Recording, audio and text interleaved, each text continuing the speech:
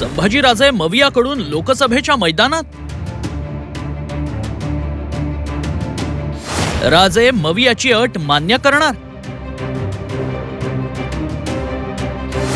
2009च्या पराभवाचा वचपा काढणार। मवियानं महायुतीला टक्कर देण्यासाठी एक जागा प्रतिष्ठेची केली आहे। यासाठी नवे मित्र जोडण्याचा जोरदार प्रयत्नही सुरू झालाय।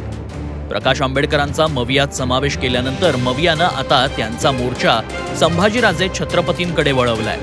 संभाजीराजेही लोकसभा निवडणूक लढण्यास इच्छुक असल्याचं समजतंय। त्यामुळेच की काय मवियानं देखील संभाजीराजेंना उमेदवारी ऑफर केली आहे।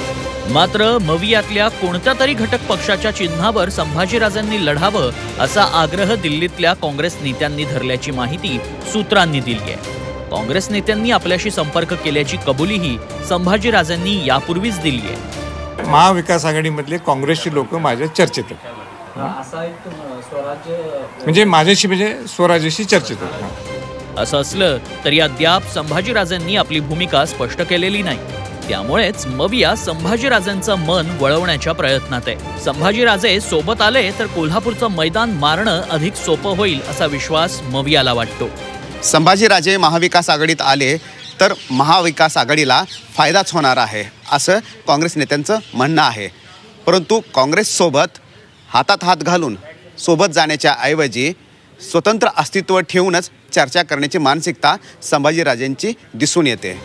तर दुसरीकडे संभाजीराजेंची 2009च्या लोकसभा निवडणुकीतल्या पराभवाची जखम अजूनही भळभळतीये। त्या पराभवाचा वचपा काढण्याचा निर्धार त्यांनी वेळोवेळी बोलून दाखवलाय।